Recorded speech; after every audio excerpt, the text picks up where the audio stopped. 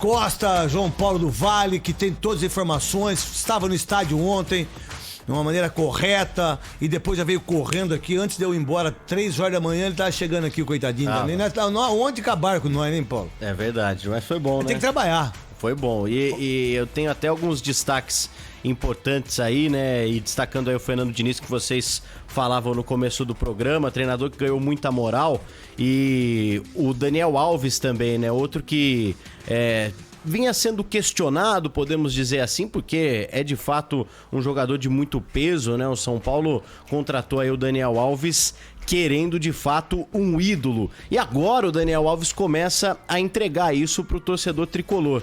Inclusive o próprio Fernando Diniz também vai conquistando esse espaço. E aí eu começo destacando uma fala do Diniz ontem na coletiva. Inclusive eu perguntei pro Diniz a respeito dessa parte defensiva que vocês falaram, né? Porque o São Paulo vinha de 2 confrontos no mata-mata, em que tomou 5 gols do Fortaleza e 6 gols do Lanús. E tinha pela frente um Flamengo aí que tem um poderio ofensivo que todo mundo sabe, né? Apesar de ontem não ter contato com o Gabigol e também com o Pedro. O Diniz diz que não tem mágica nenhuma, que ele trabalhou, claro, mas que ontem a marcação acabou encaixando. Agora eu quero destacar o que o Diniz falou sobre o Daniel Alves, porque o Daniel Alves deu ontem o passe pro primeiro gol do Luciano e no terceiro gol do Pablo, né, com o jogo praticamente definido, tava definido, né, 2-0 no segundo tempo, ele dá um bote na defesa em cima do Everton Ribeiro e aí ele corre pro ataque, dá um bote também em cima do William Arão, força o erro e aí sai o gol do Pablo. E aí o Fernando Diniz falou a respeito do Dani Alves, porque quando ele estava no viés de baixa, muita gente perguntava a respeito disso e o Diniz defendia o Daniel Alves, tanto que nunca tirou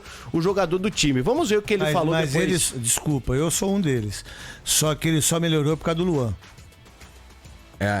De fato, o Luan, na verdade, melhorou todo o time, né? Não, ele melhorou, o Luan melhorou o time. Ele melhorou o time e melhorou o Daniel Alves. Porque o Luan não jogava no São Paulo nessa fase ruim. Quando ele teve o entendimento do Luan de fazer a proteção da zaga e ao mesmo tempo liberar mais o Daniel Alves, que não precisa marcar ninguém, o Daniel Alves melhorou. Bom, vamos ver o que o Diniz tem pra falar do Dani Alves. Não, falar do Daniel pra mim é um prazer muito grande, sempre. É um presente poder trabalhar com o Daniel, uma alegria, um privilégio.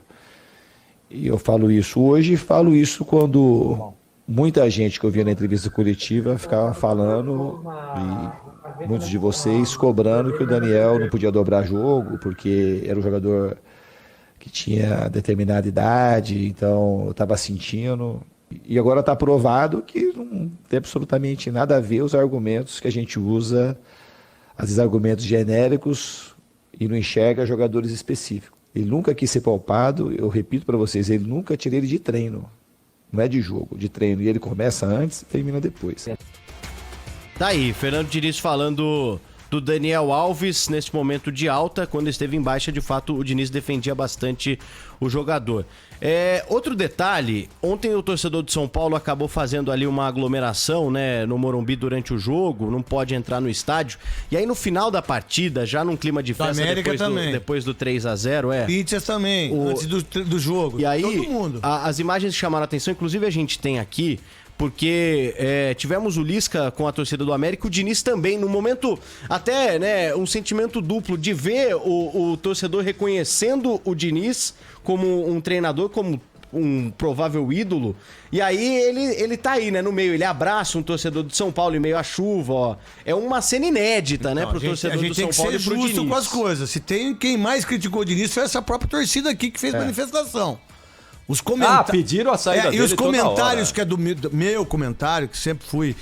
Sou contrário ao Daniel Alves jogar como meia esquerda, camisa 10. Eu sou a favor dele jogar de lateral direito. E isso é uma convicção minha como comentarista, diferentemente da torcida. Que ele foi lá, porque ele nunca foi lá também quando tinha faixas para que ele fosse mandado embora. Que eu entendo a vitória, eu entendo passar, né? Mas o torcedor também é passional. Sim. Em relação a isso, é diferente do jeito de comentar. E aí não é porque eu não tenho a visão que muitos tiveram, e eu nunca falei genericamente, muito pelo contrário, porque se ele for o melhor lateral direito da Copa América, pra mim ele não pode ser o camisa 10 de São Paulo. E não é genérico, isso é opinião, né? E aí ele conseguiu. E também não é porque classificou ontem que o Daniel Alves é o grande lateral direito. Mas eu entendo a euforia e respeito.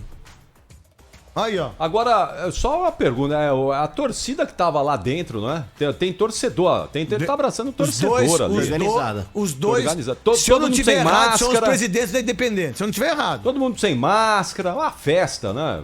Nossa, isso é um absurdo do ponto de vista da saúde pública, né? Que a gente tá num baita enfrentamento da doença aqui.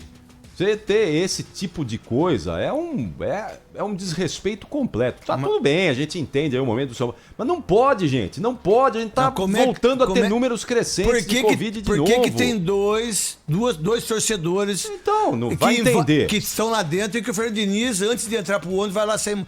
Então, tá tudo certo. Abraça, todo mundo certo. sem máscara. Quer dizer, tô completamente contrário ao protocolo, não é da doença, não pode. Ué, isso, quem que pode me provar que o Lisca indo até... Esses dois torcedores que estavam ali, eles estão sem o Covid, então tem que mostrar isso. Esses dois aí estavam pedindo a cabeça dele outro dia. Exatamente. Mas tudo bem, Tão eu entendo lá. o torcedor. Tá tudo certo. Eu entendo, mas do Lisca... foi um ato impensado por parte dele, porque ele não sabe as pessoas que estavam lá se estão com o vírus ou não. E se ele pegou o vírus ontem, ele vai passar para todos os jogadores. Ele pode perder a maioria dos jogadores, como o Atlético Mineiro perdeu na festa do auxiliar, que fez 41 anos, que o Jorge Sampaoli fez, e que aconteceu tudo que aconteceu na rádio, a minha rádio, que 18 pessoas pegaram, por causa de certo? Isso. 18, ficamos quase 3 meses sem fazer jogos por causa disso. E aí, no Atlético Mineiro é a mesma coisa, só que ninguém fala nada, né?